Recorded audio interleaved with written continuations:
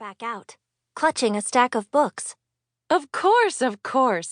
But I'm waiting for the soon-to-be novice's book summoning, as you know. She'd kept her shop open for my sake. A smile tugged at my lips. It was now or never, and I was ready for my quest. I stood straight in front of Kaya and stretched up as tall as I could, though I didn't surpass even the smallest piles of magical tomes. I'm ready to summon my book. A shiver ran down my spine with excitement. Can you please open the enchanted bookshelf? The books clattered out of Kaya's hands. She pushed her glasses up her nose and squinted, her eyebrows knitting with confusion. Eva? Oh, no, Eva. I thought you were going on your quest next year. I sucked in a breath. Next year? She rummaged under a stack of books, one smoking at the edges, and pulled out a square of parchment stamped with the Council's official crescent moon seal. Her eyes searched the page. Eva, you're not on the list. There's only one wizard this year, and it isn't you. My heart pounded. But I've got magic.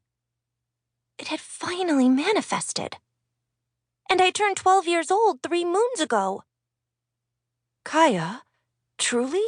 Mother asked, her hands clenching the book, now rattling in her grasp. Kaya flipped the parchment over, as if expecting to see my name on the back. In all my 20 years, this has never happened before. I stammered. How can that...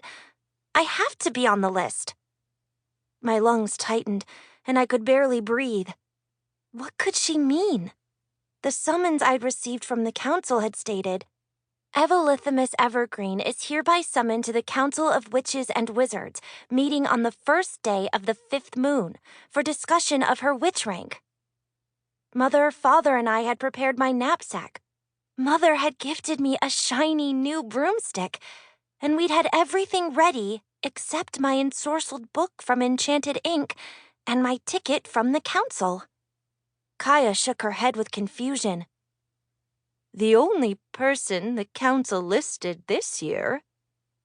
From behind me, the door chimed, but I couldn't pull my gaze away from Kaya. Her eyes widened at the sight of the person opening the door. Is him. My heart pounded in my throat. Who? Elite Eco. I'm here for my book, said a familiar, haughty voice. I spun around and bit down a groan. Conroy Nita and I eyed each other with barely concealed dislike. Even though he was only 2 moons older, he always acted above me.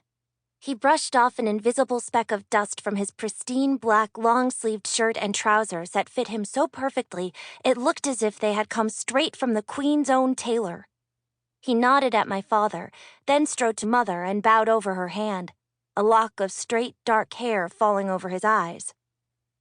Wonderful to see you, Grandmaster Evergreen. As if in an afterthought, he added. And Eva. I promised myself he'd have to call me Grandmaster someday.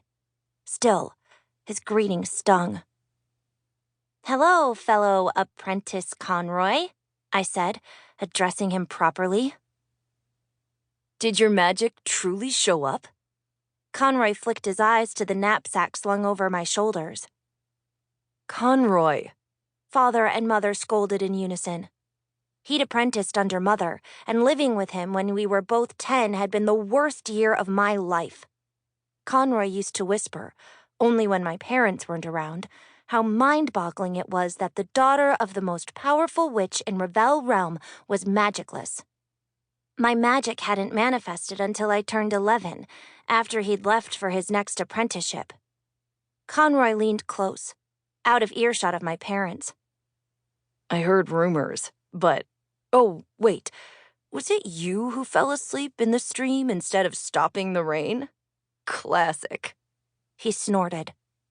As if answering my thoughts, magic tickled faintly at my fingertips.